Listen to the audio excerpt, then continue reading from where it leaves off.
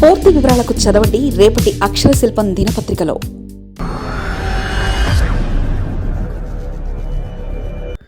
అమరావతికి చట్టబద్ధత దిశగా కూటమి.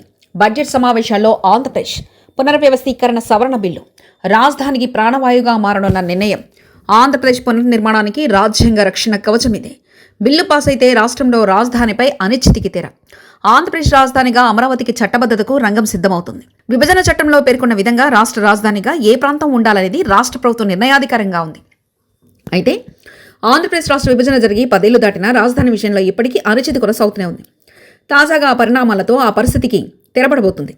2024 జూన్ 2తో హైదరాబాద్ ఉమ్మడి రాజధాని గడువు ముగియడంతో ఏపీకి ఒక నిర్దిష్టమైన శాశ్వత రాజధాని అనివార్యమైంది. ఈ నేపథ్యంలో అమరావతికి పార్లమెంట్ సాక్షిగా చట్టబద్ధ కల్పించాలని కేంద్ర ప్రభుత్వం నిర్ణయించడం రాష్ట్ర చరిత్రలో ఒక కీలక మలుపు. రాజధాని అనేది కేవలం ముఖ్యమంత్రి కూర్చునే కార్యాలయం కాదు. అది రాష్ట్ర ప్రజల ఆశలు, ఆర్థిక ప్రగతి, భవిష్యత్తు తరాల అభివృద్ధికి ప్రతిబింబం. అమరావతికి చట్టబద్ధతతో రాజకీయ అస్థిరత నుంచి రక్ష కలిగించినట్లు అవుతుంది. గత 10 ఏళ్లలో ఆంధ్రప్రదేశ్ 2 వేర్వేరు ఆలోచన ధోరణులను చూసింది.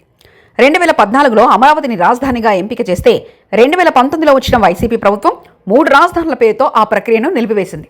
ఫలితంగా వేల కోట్ల ప్రజాధనం వృధా అవ్వడమే కాకుండా అభివృద్ధి కుంటిపడినట్లు అప్పట్లో ప్రతిపక్ష పార్టీలు దుమ్మెత్తిపోశాయి. ఇప్పుడు కేంద్రం పార్లమెంట్లో బిల్లు ద్వారా అమరావతిని రాజధానిగా ఖరారు చేస్తే భవిష్యత్తులో రాష్ట్రంలో ఏ ప్రభుత్వం వచ్చినా కేవలం ఒక ఎగ్జిక్యూటివ్ ఆర్డర్ లేదా జీవోతో రాజధానిని మార్చడం అసాధ్యం. రాజధానిని మార్చాలంటే మళ్లీ పార్లమెంట్లో సవరణ చేయాల్సి ఉంటుంది. ఇది అత్యంత క్లిష్టమైన ప్రక్రియ. ఇది అమరావతికి రాజ్యాంగపరమైన రక్షణ కల్పిస్తుంది. రాజధాని చట్టబద్ధతతో అంతర్జాతీయ పెట్టుబడులకు భరోసా ఉంటుందని విశ్లేషకులు చెప్తున్నారు. ఏదైనా ఒక పెద్ద కంపెనీ లేదా దేశం ఒక ప్రాంతంలో పెట్టుబడులు పెట్టాలంటే ముందుగా అక్కడ పాలసీ స్థిరత్వం ఉందో లేదో చూసుకోవాలి. ప్రభుత్వాలు మారినా రాజధాని మారదు అనే నమ్మకం ఉన్నప్పుడే పెట్టుబడిదారులు ముందుకొస్తారు.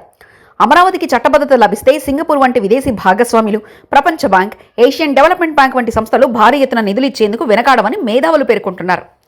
ఇదిలా ఉంటే విభజన చట్టం ప్రకారం రాజధాని నిర్మాణానికి కేంద్రం నిధులు ఇవ్వాలి.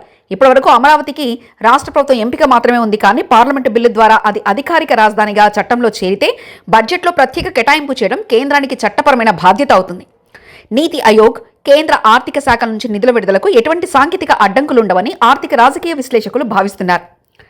2024 జూన్ 2 వరకు హైదరాబాద్ ఉమ్మడి రాజధానిగా గడువు ముగుస్తున్నందున ఆ రోజు నుంచి అమరావతి రాజధానిగా ప్రకటించాలని రాష్ట్ర ప్రభుత్వం కేంద్రాన్ని కోరింది. దీంతో విభజన చట్టానికి నోడల్ ఏజెన్సీగా ఉన్న కేంద్ర హోంశాఖ అమరావతిని రాజధానిగా ప్రకటించేందుకు చర్యలు మొదలుపెట్టింది. అన్ని కేంద్ర మంత్రిత్వ శాఖల నుంచి కేంద్ర హోంశాఖ అభిప్రాయాలు కోరింది. ఇప్పటికే పలు మంత్రిత్వ శాఖలు తమ అభిప్రాయాలు చెప్పినా పట్టణ అభివృద్ధి, న్యాయ వ్యయ శాఖల అభిప్రాయాలను త్వరగా పంపాలని హోంశాఖ కోరింది. పలు మంత్రిత్వ శాఖలతో పాటు నీతి ఆయోగ్ అభిప్రాయం కేంద్ర హోంశాఖ కోరినట్లు సమాచారం.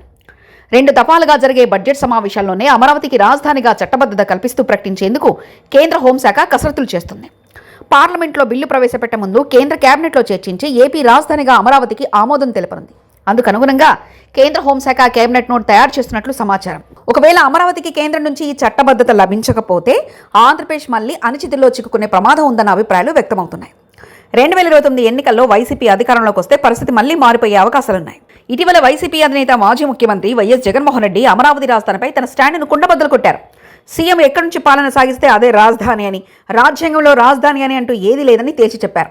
ఈ నేపథ్యంలో కొత్త ప్రభుత్వం రాగానే పరిపాలన వికేంద్రీకరణ పేరుతో మళ్లీ 3 రాజధానుల అంశాలను తెరపైకి తెచ్చే అవకాశం ఉంటుంది. చట్టపరమైన రక్షణ లేకపోతే అసెంబ్లీలో తీర్మానం ద్వారా రాజధానిని మార్చే ప్రయత్నం మళ్లీ జరగవచ్చు. దీంతో రాజధాని కోసం 33,000 ఎకరాల భూమిని ఇచ్చిన రైతులు మళ్లీ రోడ్డున పడే పరిస్థితి వస్తుంది. భూముల విలువ పడిపోవడం, కౌలు నిలిచిపోవడం వంటి సమస్యలతో ఆ ప్రాంతం ఆర్థికంగా కుప్పకూలుతుంది. రాజధాని మారుతుందనే సంకేతాలు రాగానే నిర్మాణ పనులు ఆగిపోతాయి. గతంలో ఖర్చు చేసిన 10,000 కోట్లకు పైగా నిధులు బూడిదలో పోసిన పన్నీరవుతాయి. బ్యాంకులు అమరావతిలోని ప్రాజెక్టులకు రుణాలు ఇవ్వవు. ప్రభుత్వం రైతుల మధ్య మళ్ళా సుదీర్ఘ కోర్టు కేసులు మొదలవుతాయి. ఈ గందరగోళంలో రాష్ట్రం మరో దశాబ్ద పాటు వెనక్కి వెళ్ళిపోతుంది. ఐటీ, పారిశ్రామిక రంగాలు పక్క రాష్ట్రాలకు తరలిపోతాయన్న అభిప్రాయాలు వ్యక్తమవుతున్నాయి. వచ్చే బడ్జెట్ సమావేశంలో ప్రవేశపెట్టబోయే అమరావతి బిల్లు ఆంధ్రుల దశాబ్దపు కాలపు నిరీక్షణకు సమాధానం కానుంది.